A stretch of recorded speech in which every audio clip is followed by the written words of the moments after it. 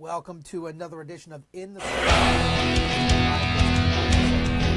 your host, Ollie Bluestein. We are back in studio here after having our live edition last Monday night up at Bristol for Bucks County Softball Night. I bring in my co-host now, Dave Ciccoletti. And Dave, first off, thanks so much for having us out on that past Monday night. It was a lot of fun, and welcome back to the show as always. No, it's amazing to me that it was a week ago. It feels like it was a month ago. It's been such a long week.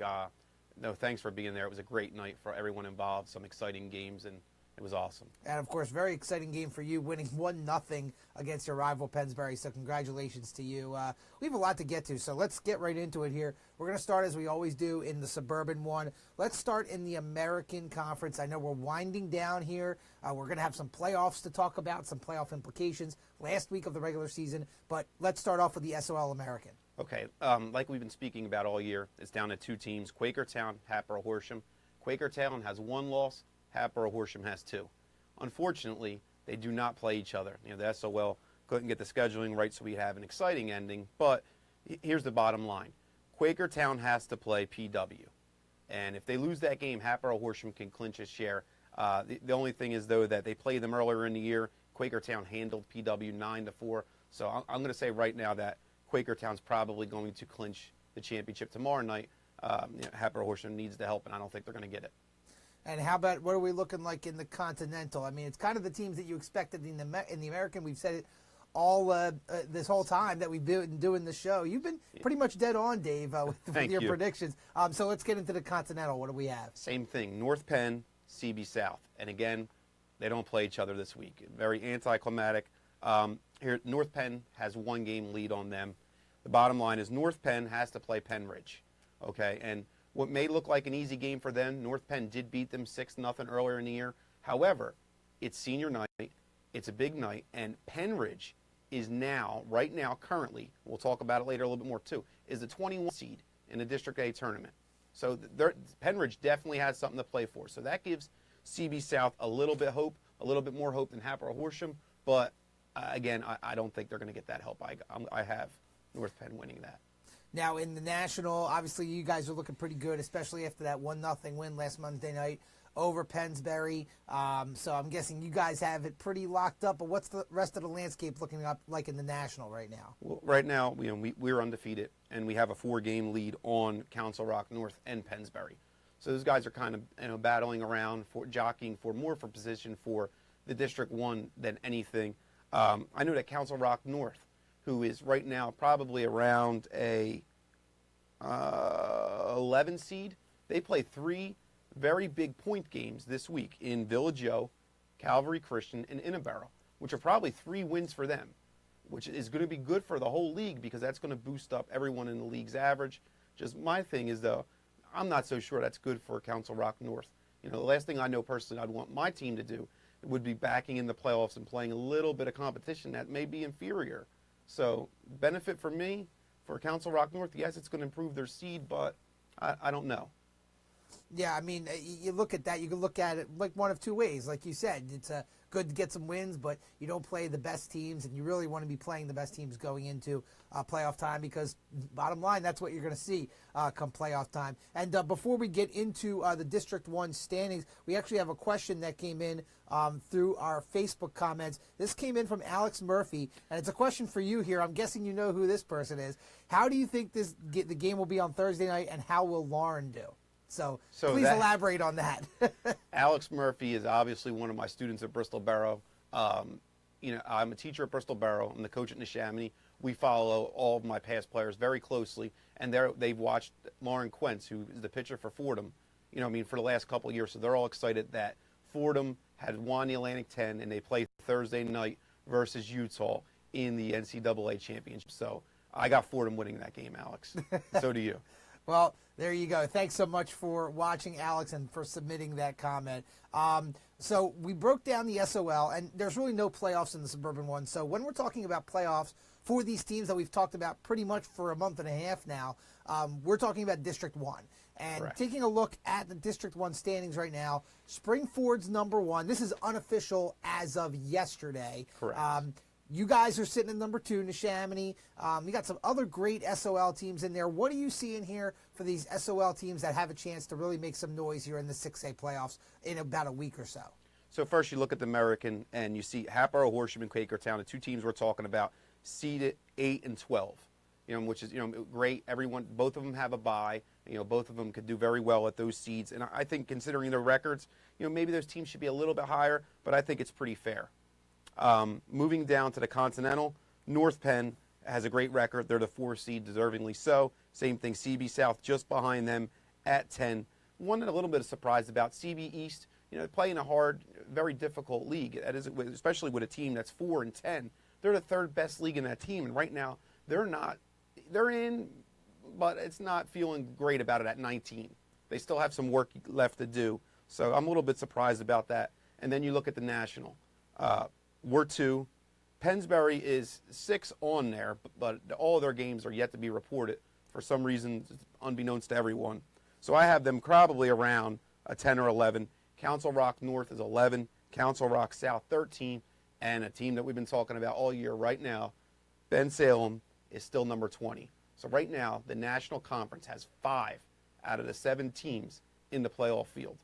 That's not bad. That's certainly not bad. And Ben Salem, right on the fringe there. We've talked about them all year, Dave. They control their own destiny. They have a huge game at Abington tomorrow. A must-win situation. However, they do have Friends Select scheduled for Wednesday, but there's a chance that Friends Select may not be available for that game depending on what happens in their postseason playoffs. So what Ben Salem needs to do is take care of business tomorrow against Abington. Well, that's the way to go, and you play your way in. If you can control your own destiny and win that game, that certainly gives the Ben Salem Owls a good shot. All right, great stuff. So we looked at District 1, and obviously when we talk about District 12, we're talking about the Philadelphia Catholic League. They have a lot of really good teams, including Archbishop Wood. Now, the Philadelphia Catholic League playoffs started today. We had the first round, and the results so far, we have Lansdale Catholic defeated Little Flower 8-7, supposedly a very thrilling game according to Twitter. And then Lansdale Catholic posted as the 9 seed that they will play Archbishop Wood in the quarterfinals on Wednesday, which means, due to the Catholic League's reseeding rules, that it would have had to have been Archbishop Carroll, the 7 seed, knocking off the number 10 seed, Hallahan. They play Hubert. But, Carroll will give Hubert a game, but the games that really intrigue me, we'll get into Archbishop Wood in a second, but those 3-6 and 4-5 games, O'Hara against Prendy, and Ryan against Egan. My goodness, those are some solid quarterfinal matchups. That is very interesting. Before speaking to you, I didn't know about the reseeding rule. Great for Lansdale Catholic. They won. That's the good news. The bad news is you got to play Archbishop Wood in the next round. I don't know if they're going to be happy after that game. So right now you have Egan has to play Ryan.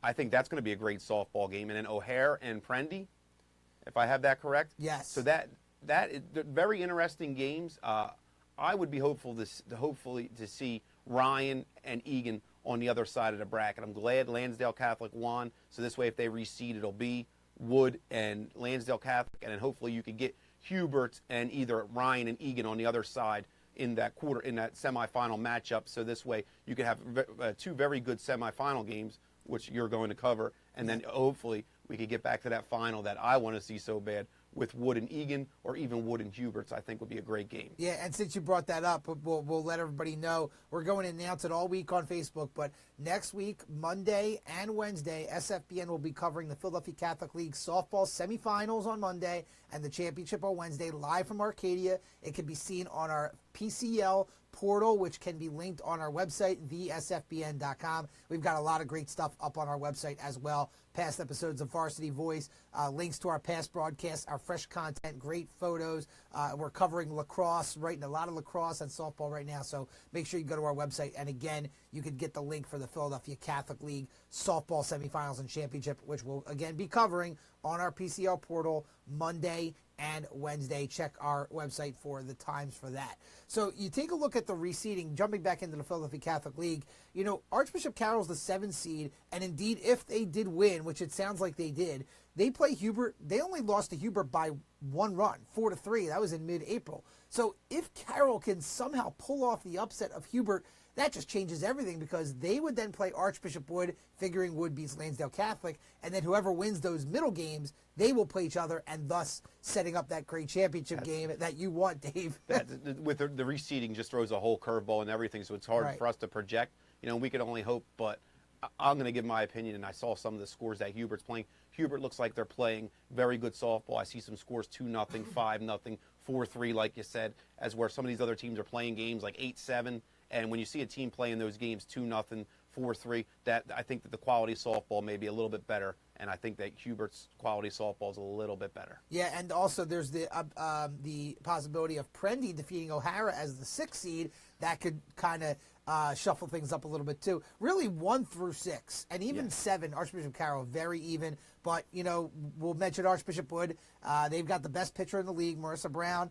They only lost 1 game in the PCL, which was a 2-0 loss to Hallahan. We really don't know who ended up pitching in that game. Kind of a surprising result. But Wood really beat all those teams, and they beat them with the pitching.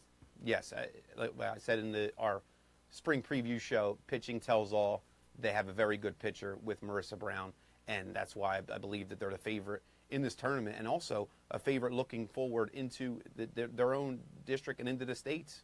Yeah. I mean, I don't know what's out there. I assume they're 5A, correct? Yes, I believe they are 5A. Yes. And like we talked about with basketball, 5A is the land of opportunity opened up by this new 6th classification. So who knows? Yeah, I mean, they certainly have a shot. They're probably better than most of the District 1 5A teams. And you're going to have some of the other teams, too, in the Catholic League, depending on what classification they are. They might have a shot to Archbishop Wood beat some of the teams in 6A that are in the playoffs that are in my own league. Yeah. Archbishop Wood's a very good team. Yeah, so we'll see what happens. And, again, we're going to be covering the PCL semifinals on Monday, the 22nd, and the championship on Wednesday, the 24th, on our PCL portal. And we'll be back. We will have our episode of In the Circle next Monday. But, Dave, you'll have to make the trip. Instead of us coming to you at Bristol, you're going to have to come to us at Arcadia. Sound good? Yeah, speaking, and then that was the last quick one, BAL, Bristol, obviously, we said not by how much. Bristol easily wins the BAL, and they're awaiting next week for their district tournament as well, which will be another district championship for Bristol. I think they've won like 25 out of the last 26. So we're excited to see Bristol's going to make a run into the state playoffs as well. Yeah, they certainly will. What are they, 4A, Dave, Bristol? Bristol is 2A. 2A, okay. Bristol is 2A, same as Egan. Okay. So there's a chance that you might see a local matchup in that bracket, because I believe that somewhere in that bracket, the 1-1 plays 12-2 or 12-1. So there's a chance that we could get a little local battle there as well. And we'll get into that as we get into the state playoffs at the end of this month. But a lot of great softball left to be played. This is basically the final week of the regular season for District 1 and District 12. They're already into the playoffs. So it's going to be exciting. And Dave, thanks so much for joining me as always here on In the Circle. No, thank you. It's been awesome. I'm Ari Bluestein. Thank you again for watching In the Circle. We'll be back next week, probably a later start time, live from Arcadia immediately following the Philadelphia Catholic League softball semifinals. Thank you again for watching In the Circle, presented by SFBN. Have a good night.